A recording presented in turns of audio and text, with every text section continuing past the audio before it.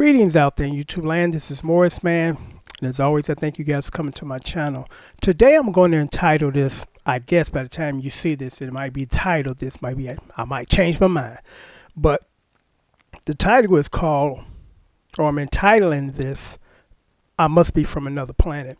And the reason why I say that is there are things that I see that's like other people don't see. And these are simple things, not complex things. And I'm going to kind of give you some stories to kind of explain why I feel the way that I do. There's a seller on eBay, and the seller name is Store 4, which is the letter 4 Media. And this is a company where I get my blank discs that I burn these, DVD songs on to and send to you guys. So when I first started to buy from them, because what I liked about them, price is economical and they ship it pretty quick.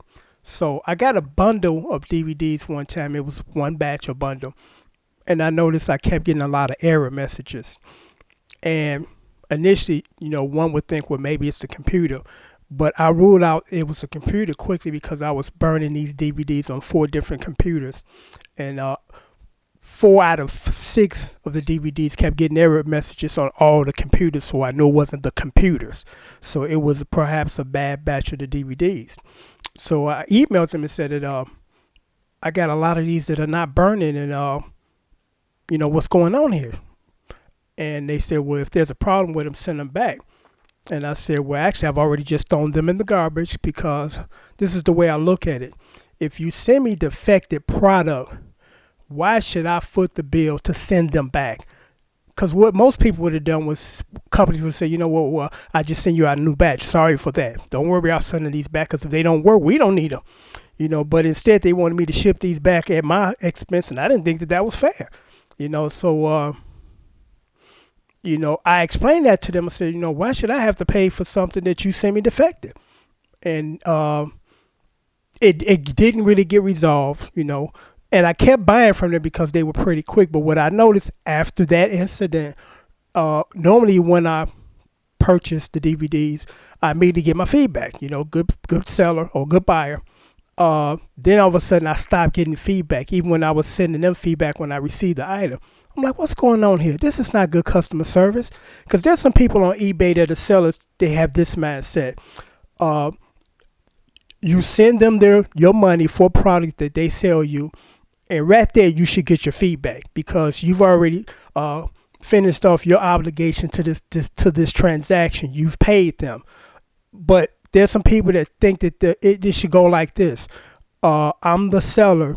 Once you pay me, I'm not going to give you no feedback until I send out the product and then you send me feedback. That's some bullshit. And that's not a good way of handling customer service. There's some people that just believe that they're supposed to do this.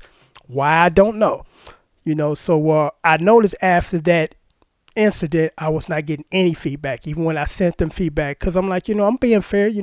I got my product in a timely manner. I'm going to acknowledge that because feedback is important on eBay. So they just stop altogether giving me feedback because for some reason they're salty. And I don't know why they're salty because they sent me defective product and expect me to ship it back at my expense. I'm like, I don't think so.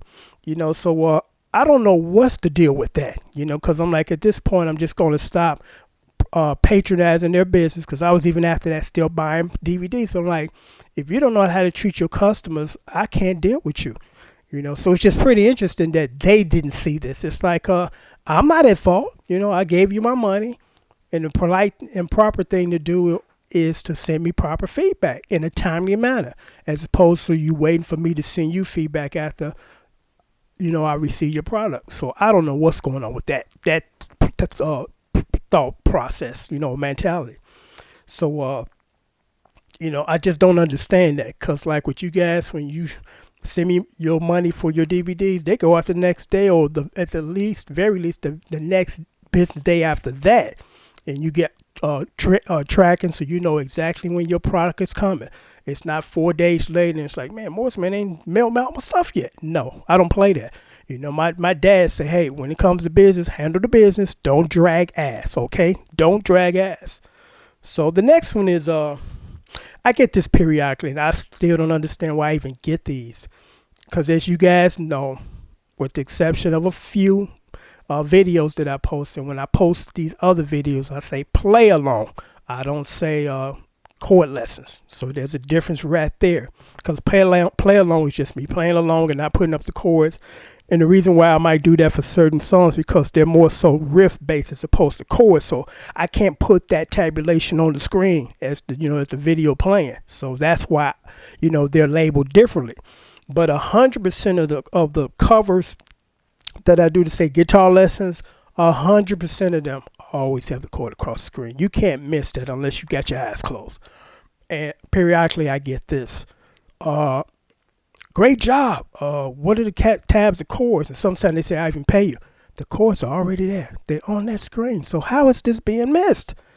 I don't know. To this day, I'm still baffled about that one. Because, as soon as the song kicks in, the chords start. So it's not like I watch 20 seconds and I don't see nothing but you playing. No, the chords are there on the screen. So I'm like, I don't know how that's being missed. I mean, I don't. It's a mystery to me that people send me these inquiries for this, and it's like the chords are right here. So how are you missing this on the screen? The next one is this is kind of a personal story, but I'm going to share with you because what I do on my channel is try to share stories with you, and it's mainly for the young folks to kind of get an idea of certain things in life, and somebody kind of giving you a heads up. Now, I know a guy, and of course I'm not going to say any names because I'm not trying to put anybody on blast. I know a guy that was constantly trying to hit me up for these $10, $20 loans. I'm like, okay, man, I gave it to you. But then I said to myself, let's establish something that's beneficial for both of us, because this is not beneficial to me. I'm not a bank. I'm not charging you interest. And I don't mind every blue moon if something happens and you come short. But don't show up here every 2 weeks or every week asking for money. So I'm like, you can do some garden work around the garden or my yard. So I told him, I said, first order of business is my lawnmower is not working. So could you take it up to the shop? I'll pay you to take it up there. And then when it's ready, I'll pay for it and pay you to bring it back. He's like, no problem. So he said, I'm going to need an additional $20 for the deposit, for the work. I'm like, no problem. So I gave him the 20 plus the 20 he asked for. And then he didn't go get my lawnmower. I had to go get it myself. And when I went and got my lawnmower, I had the claim ticket, and they, told me what was the bill. And I looked at the paperwork, and I said, oh, what about the deposit? He said, we don't require deposits.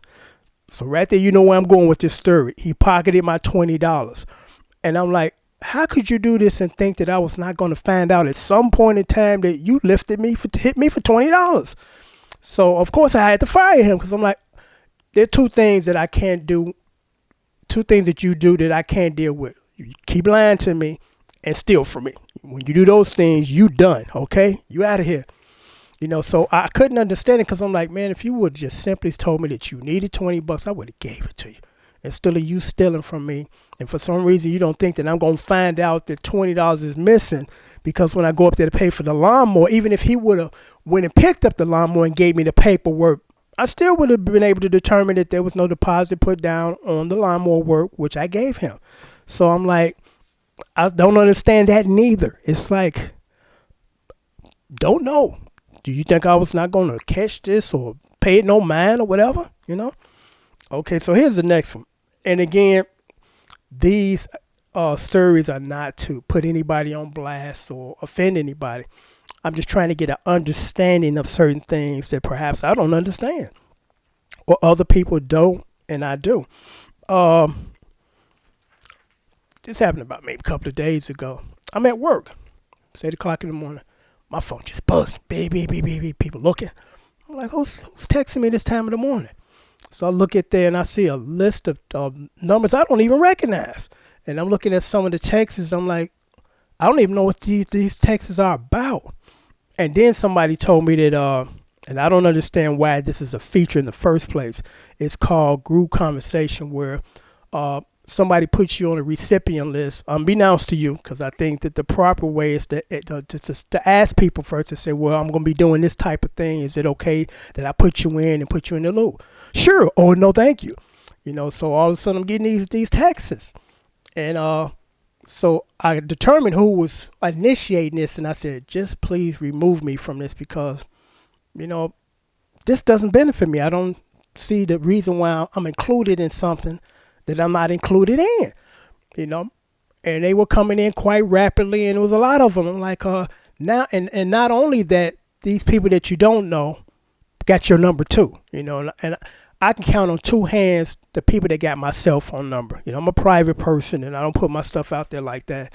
And now I see all these phone numbers, and I'm sure they see my phone number, because one other guy had the same idea as I had. He said, I don't know how I got on this, but please remove me because this is not even no longer my phone. You know, so I think that people that want to do that, it would be the politically correct thing to do is run it past these people first instead of throw them in the loop. They don't know what's going on, but they're getting tons of these texts every morning from strangers, people you don't even know, and conversations you're not even a part of. So I don't understand that purpose or that thing there. I mean, I truly don't. It's almost equivalent to when people send you these mass of emails and they don't CC you, meaning that when they send your name out there and when it comes to you, you don't see these other people that also receive this exact same email, as opposed to you look up, you get this, and you see 50 emails, you know, in the email thing. It's like this is personal information that people just carelessly putting out there that's yours. That's not cool, you know. So I make this story, or I share this story for people that are doing this. Be conscious of people that are not aware of this, don't want to be a part of this, but you didn't throw them in already, unbeknownst to them. It's not cool. It's not cool at all. And I know that their intentions are good, but it's still not cool. Not cool at all. Okay, so the next one is, this one was kind of funny. My 60s guitar that Dave made for me. Actually, I told you guys that was the very first guitar that Dave actually quote unquote designed for me. And I was going to sell it a couple of times, and I got no buyers. And the reason why I was going to sell it, because I'm making room for my studio, which I got set up right now. And most guitar players know this. You know, you buy a guitar 5 years ago, 5 years fast forward, if you haven't had any work done on it, because I'm starting to realize that every so often you have to have a guitar guy and not you to do a setup, because, you know, due to the humidity and climate changes, your guitar action changes over a period of years, especially over 5 years. So it wasn't like it was when I first bought it, which I understand that. So, but it wasn't really bad to play, but I just noticed there's a slight difference, you know, since I've been playing it.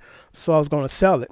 And then I ran across a guy on eBay that does that. He did a great job. So I was like, you know what? I'd invested about another $75 into this guitar, which wouldn't reflect on the price of me selling it. So I just better keep it. And so one day I opened up my email and I got a $10 PayPal payment. I'm like, what is this for? Because, I mean, normally when people send me, you know, the DVDs, it's like $35, $50 for the bundle. So I'm like, what am I getting $10 for? So I opened it up. I read it. It said, I'm a big fan of yours, Morris, man. And here's a $10 down payment on that purple or that Salmon guitar. And hold it until the 1st. That they said the 1st. And I got this email 3 days ago. So I'm like, so you mean next month? And I'm saying to myself, $10 don't hold nothing. I mean, this is business. It's not personal, so don't take offense. Cash and carry, first come, first serve. I'm not running a layaway service here, especially $10. You know, I can almost see you sending me half, you know, but I'm like, come on, $10, you know, and I quickly returned they $10 because I'm like, first of all, I'm not even selling anymore. And if I was, I still wouldn't take your $10 because what that's telling me now is I got to hold this even when someone else shows up with all the money because I got $10 of your money. Come on now. Come on. You know, think about what you're doing, you know. So, you know, I'm going to wrap this video up, but I just thought it would be kind of interesting to kind of share these stories with you because it's not a rant. It's not anything negative. It's just trying to get an understanding of some people's actions because sometimes you can't figure out why people do what they do. And maybe sometimes they can't figure out why you do what you do. And that's why I'm more than happy to explain to them things that they might not understand because, you know, life is about communication, being able to understand and get an understanding of each person and, you know, why they do what they do, their actions, so you can kind of, you know, deal with it accordingly as opposed to, I have no idea why they just did what they did. And instead of trying to find out, you know, you just lost, you know. So again, these stories were just to share with you to help you, you know, get an understanding of some people, or you might have some people in your life where it's like you don't understand their actions and you're too afraid to ask them, well, why did you do what you do, or why do you think or feel that way? And I've always believed in, and my mother and father encouraged me, sit down and talk. You know, you get a lot of stuff resolved just calmly sitting down and talking. Because here it is, 2017, thousands of years have passed, and our only solution globally when we have conflict with other countries is to go to war and kill innocent people. Innocent people that have nothing to do with the beef. Because it'd be different if the people that start the beef go and fight, like in that video. And I loved it from Frankie Goes to Hollywood when two worlds go to war. Two worlds go to war. And it was about putting the presidents of the countries in the boxing ring. It's like, okay, let these guys fight it out instead of pulling me in. I got nothing to do with this, and I go get killed. So I'm sure that I won't see this in my lifetime, but I'm hoping at some point in time in